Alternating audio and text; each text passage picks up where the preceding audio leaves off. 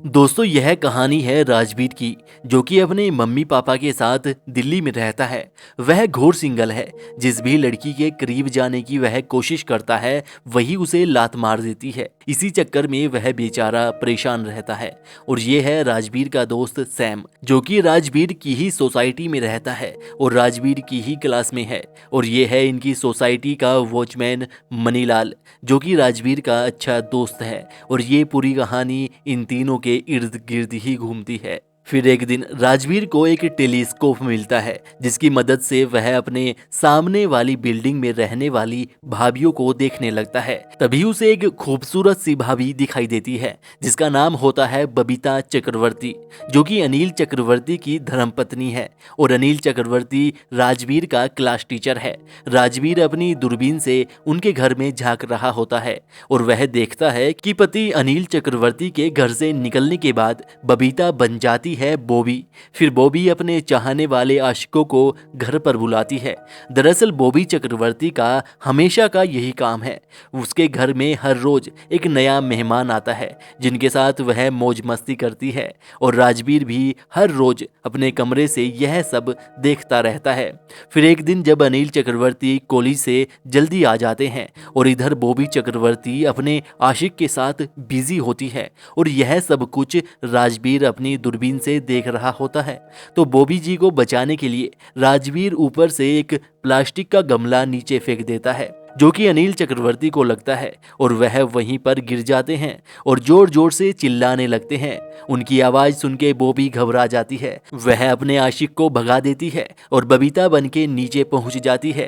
तभी अनिल को लेकर आते समय वह एक गमला वहां पर देखती है। फिर ऊपर देखती है जहां पर राजवीर खड़ा होता है और बॉबी समझ जाती है कि राजवीर ने ही मुझे बचाने के लिए यह सब कुछ किया होगा। जिसके बाद कहानी आगे बढ़ती है और अब बबीता जी भी दूरबीन से राजवीर को देखने लगती है। वह राजवीर को धन्यवाद देती है और कहती है कि मेरे पति का सिर फोड़ने के लिए और मुझे बचाने के लिए आपका बहुत धन्यवाद। जिसके बाद राजवीर अब रात को भी बॉबी जी के सपने देखने लगता है और दिन में कॉलेज जाने के बजाय उनका पीछा करने लगता है, जिससे बॉबी भाभी को भी अच्छा लगता है और वे भी राजवीर को स्माइल देने लगती है। अब कहानी धीरे धीरे आगे बढ़ती है कि एक दिन राजवीर को सोसाइटी में एक अनजान चेहरा दिखाई देता है, जिसने बुर्खा ओढ़ रखा था। तभी मनीलाल आकर राजवीर को बताता है कि ये आरा आब्दी हैं और ये इनके पति इस्माइल आब्दी आज ही हमारी सोसाइटी में आए हैं और ब्लॉक डी में रहते हैं, जो कि राजवीर के घर के सामने वाली बिल्डिंग है।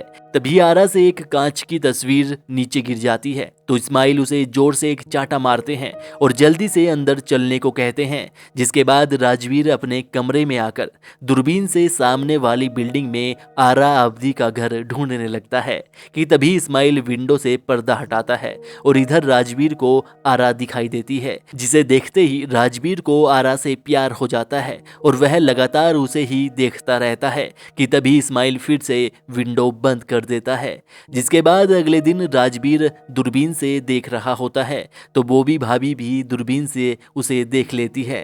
तभी राजवीर एक पेपर पर सॉरी लिखकर बॉबी भाभी को दिखाता है, जिसे देखकर भाभी बहुत खुश होती है। और फिर अगले दिन राजवीर अपनी क्लास बंक करके बॉबी भाभी के घर पहुंच जाता है, जहां पर दोनों कुछ देर बातें करते हैं और फिर जैसे ही एक दूसरे के करीब आने लगते हैं तो राजवीर को भाभी में आरा दिखाई देने लगती है और वह तुरंत अपने कपड़े पहनकर वहां से भाग जाता है। और इधर नीचे सोसाइटी में मनीलाल को बुरखे में एक लड़का दिखाई देता है, जिसे देखकर मनीलाल को उस पर शक होने लगता है। और इधर कई दिनों से आरा भी नहीं दिखाई दे रही और उसके घर में भी पर्दा लगा रहता है।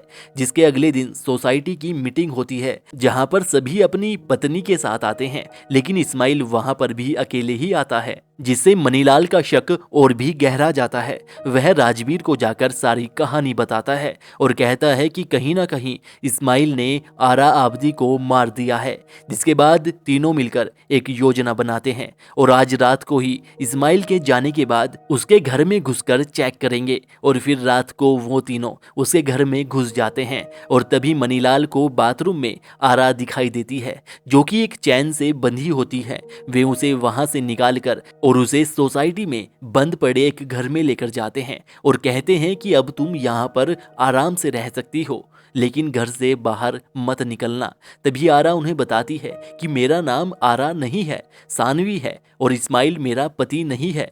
मैं गोवा में एक बार में काम करती थी और इस्माइल एक अच्छा काम दिलाने के लिए मुझे वहां से ले आया, लेकिन मुझे अब पता चला है कि इस्माइल लड़कियों की सप्लाई करता है और वह मुझे भी बेचने वाला है। जिसके अगले ही दिन इस्माइल सोसाइटी वालों को बताता है कि मेरी बेगम गायब है। तभी मैनेजर के कहने पर कि चलो पुलिस में रिपोर्ट लिखवा देते हैं, जिस पर इस्माइल साफ साफ मना कर देता है।